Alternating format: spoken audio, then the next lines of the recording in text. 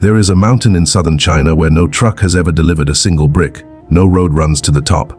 No crane has ever been set up there. For most of the world, that mountain would simply win. The project would either get delayed for months or the land would get torn open just to let machines through. China sent drones instead. In just 3 days, a fleet of 16 heavy lift drones moved on 80 tons of steel, concrete and rigging equipment straight up the cliffs of Yunnan province. Not one tree was cut. Not one road was built. The materials just appeared at the build site, delivered from the air like the mountain was never a problem at all. That is not a special effects shot. That is a real power grid project that happened in May 2025, and it is just one piece of a much bigger shift that is quietly changing the way the world builds things. If a snorts this kind of story is what gets you going, hit that like button right now. It genuinely takes a huge amount of work to put these together. And subscribe her music so you do not miss what is coming next, because this one is going to change how you see every construction site you ever drive past. So, how exactly does a drone replace a road? Awesome music at all, and why is the rest of the world struggling to catch up? Let us start from the beginning. Why getting there was always the real problem. Most people think the music hardest part of building something is the structure itself, the steel beams, the concrete pours, her music, the wiring, the assembly. But engineers will tell you something different. The hardest part is almost always just getting to the place where the structure needs to go. Think about building a power transmission tower on a mountain ridge.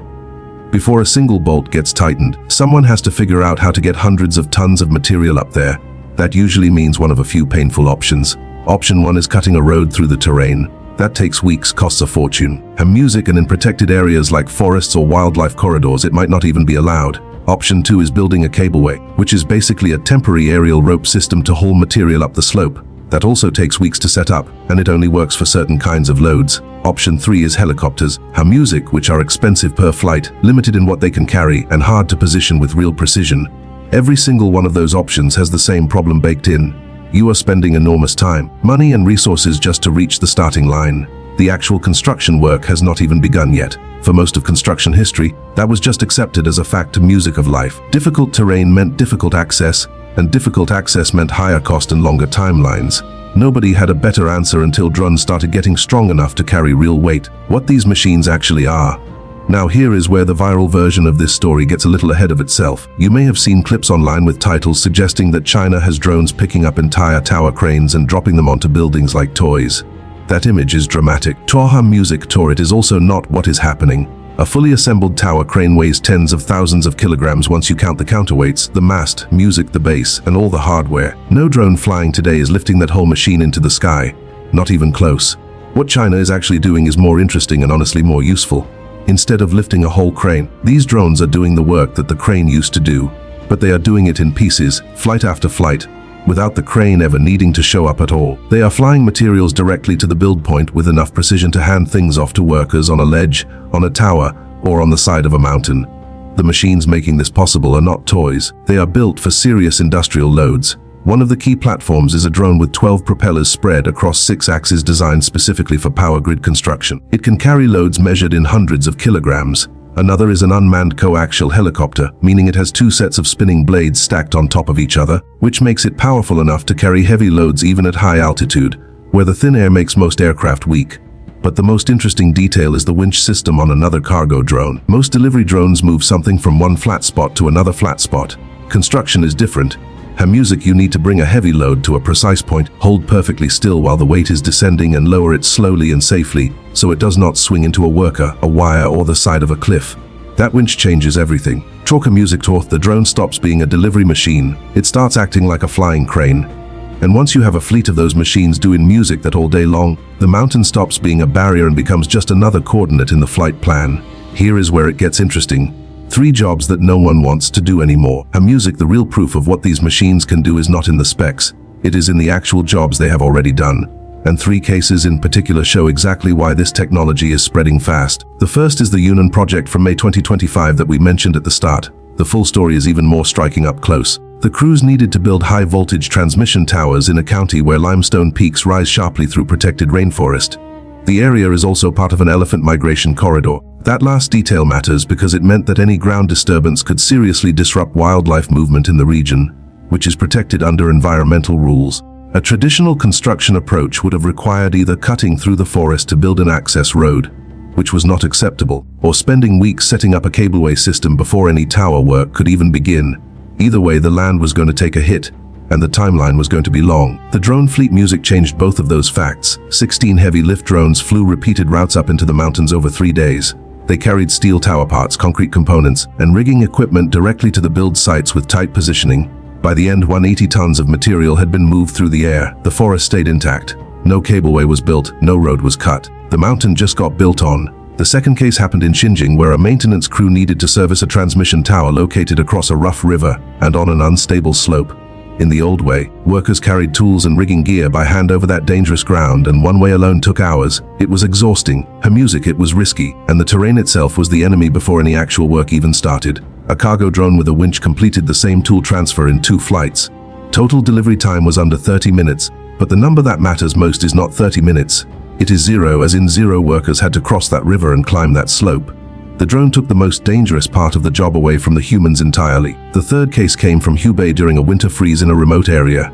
Ice had built up on transmission lines, which is more serious than it sounds. Extra weight from ice can damage equipment and trigger outages.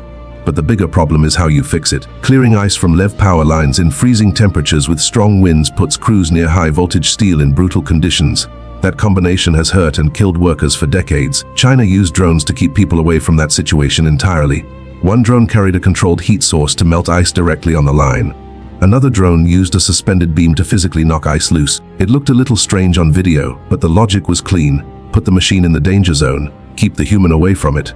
What connects these 3 cases is not the technology itself. It is what the technology is removing. In Yunnan removed the need to destroy protected land. Trot music in Xinjiang, it removed the dangerous carry through rough terrain. In Hubei, it removed the deadly climb to frozen live power lines. The drone is not replacing every worker or every piece of equipment. It is going after the worst part of each job and making that part disappear. That pattern is harder to dismiss than any single viral clip, and it is exactly why the rest of the world is paying close attention. How America got here. The uncomfortable truth in all of this is that the United States was not always behind on this kind of technology. In fact, America had a serious heavy lift drone capability before China's construction machines became famous, and the story of what happened to it is worth understanding. The machine was called the Kaman K-Max. It started as a crude helicopter with an unusual intermeshing rotor design, meaning its 2 rotors were crossed like an X and spun in opposite music directions. That design made it exceptionally good at lifting heavy loads. The military eventually turned it into an unmanned aircraft and deployed it with the Marine Corps in Afghanistan, where it carried supplies to remote outposts in terrain music, where sending humans was genuinely dangerous. It worked. The test was real. The capability was proven. America had a functioning autonomous heavy lift machine operating in exactly the kind of difficult terrain music, where China's drones would later make headlines. But here is what happened next. The K-Max never became a civilian tool. It was expensive to maintain, hard to scale up, and the program stayed narrowly tied to military use. Production eventually stopped after only a small number of aircraft were ever built. The capability existed, proved itself, and then quietly faded without ever becoming part of everyday infrastructure work. China went in the opposite direction. Kamusiku, instead of developing one large, powerful, and expensive aircraft for rare missions, Chinese manufacturers pushed smaller heavy lift drones into repeated civil projects, especially across the power grid. The goal was not to have one impressive machine. The goal was to make a whole category of machine normal, to get drones onto real jobs over and over until the industry trusted them and demanded more of them. One side built a remarkable machine, the other built a market around the mission. That difference turns out to matter enormously, and then regulation made the gap wider. In the United States, flying a large heavy drone over real places requires navigating approval processes that can take a long time. Larger platforms do not fit neatly into standard commercial drone rules. Operations where the pilot cannot see the drone with their own eyes need special authorization. Those rules exist for good reasons. Heavy machines flying over people and infrastructure carry real risk, and the approval process is meant to make sure that risk is managed carefully. But every delay in approvals makes it harder for a company to build experience with the technology. Less experience means less investment. Less investment means fewer machines get built, and fewer machines mean the whole market stays small and slow to grow. China approached the same problem from a different direction. Drone airspace there has been built out as a layer of infrastructure rather than treated as a regulatory puzzle to solve case by case. Licensing, flight corridors, city planning, and industrial projects are being shaped together. Shenzhen already has drone logistics corridors operating as regular routes. Other Chinese cities are planning physical space for drone operations the way older cities planned for roads and parking lots. The signal to manufacturers is simple: build the machines. The system is being designed around them. In the United States, a drone company can have excellent technology and still spend years looking for approvals, insurance arrangements, customers willing to try it, and sites that can accommodate it. The machine is just one part of the challenge. The airspace and the system around it may be the harder part. That is not a small gap. Music, that is a structural difference in how two countries are choosing to grow a new industry. The real shift that no one is talking about. Let us zoom back out for a second, because it is easy to get caught up in the specific drones and the specific projects and miss the bigger picture. Construction has always followed the same basic sequence. First you build access, then you build the thing. Access means roads, staging areas, cableways, fuel depots, and all the machinery, tracks and cleared ground that have to exist before a single structural piece goes up. Trois musica, that first phase is expensive, slow, and often damaging to the surrounding environment. It is also so normal that most people never even notice it. Heavy lift drones attack that first phase music directly.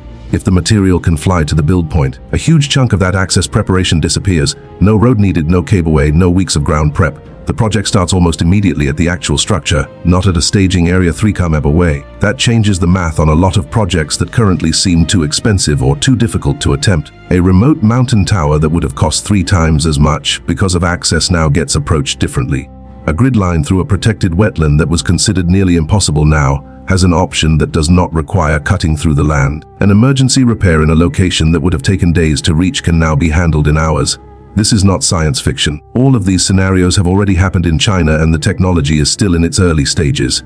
Batteries still limit flight time. Strong wind can turn a precision lift into a dangerous situation. Thin air at high altitude reduces how much weight a drone can carry. A drone moving 100 kg is genuinely not the same thing as a crane lifting a full structural module. But the direction is set. These machines do not need to replace every crane or every road to change how construction works. They only need to remove the access barrier on the projects where that barrier was the biggest cost. Once that becomes reliable and routine, the economics of building in difficult places shift permanently. There is one more dimension to this that sits in music quietly in the background of every conversation about Chinese drone technology. A machine that can carry construction materials into a remote mountain location with precision can, in theory, carry other kinds of payloads into similar terrain. The same flight planning systems that guide a drone to a tower build site on a ridge could guide a drone toward other objectives in contested geography. Western governments are aware of this dual-use potential, and it is why Chinese drone platforms face a growing scrutiny and restrictions in the United States and Europe. But that restriction creates its own problem. If the most affordable and capable platforms are off limits and domestic alternatives are still expensive and limited, the industry ends up with a gap that no policy announcement can fill on its own. Building restrictions around foreign technology only works if there is a domestic option ready to step into that space. Right now, that option is still catching up. What comes next? China's drone construction pushes early. There are real limits still to solve, but the direction is clear, and the pattern that has already emerged tells you where this is going. Start with the jobs no one wants to do. The dangerous climbs, the remote supply runs, the terrain that fights back. That is where drones prove themselves. Not by replacing everything at once, but by making the hardest parts of specific jobs easier, faster and safer. Once that happens at scale, the confidence spreads. More manufacturers build more machines. More infrastructure gets designed around drone operations. More projects that previously seemed out of reach get reconsidered with a new cost estimate. The whole construction industry starts to reorganize around what is now possible from the air. China has a head start on that cycle. Not because the technology itself is magic, but because the system around the technology, the approvals, the corridors, the industrial demand, the repeated real-world use is being built deliberately and quickly. The viral clip of drones carrying tower pieces up a mountain is not the story. The story is that for a growing number of difficult construction jobs, the road is no longer the first machine on site, the drone is. America still has the engineering talent, the investment capital, and the industrial base to compete in this space. The K-Max proved that the capability was never out of reach. The question is whether the regulatory system, the market structure, and the industrial pipeline can move fast enough to close the gap before drone-based construction becomes so normal in one part of the world that catching up turns from difficult into nearly impossible. The next construction revolution probably will not look like swarms of giant drones carrying skyscrapers through the clouds. It will look quieter. A drone lowering a steel part onto a mountain ledge. A drone carrying a toolkit across a dangerous river in under 30 minutes. A drone clearing ice from a power line before a worker ever has to climb toward it. A drone turning a remote site that would have taken weeks to prepare into a reachable location with a flight plan and a winch. That is what China is learning to make routine, and the world is watching to see whether anyone else figures it out in time. If this video made you think differently about construction or drones, or how infrastructure actually gets built, hit the like button. It genuinely helps the channel more than most people realize. Subscribe and turn on notifications so you catch the next one. Now, here is the question I want you to answer in the comments. Do you think America can still close this gap, or has China already turned drones into something too big and too far ahead to catch? Drop your answer below. I read every single one.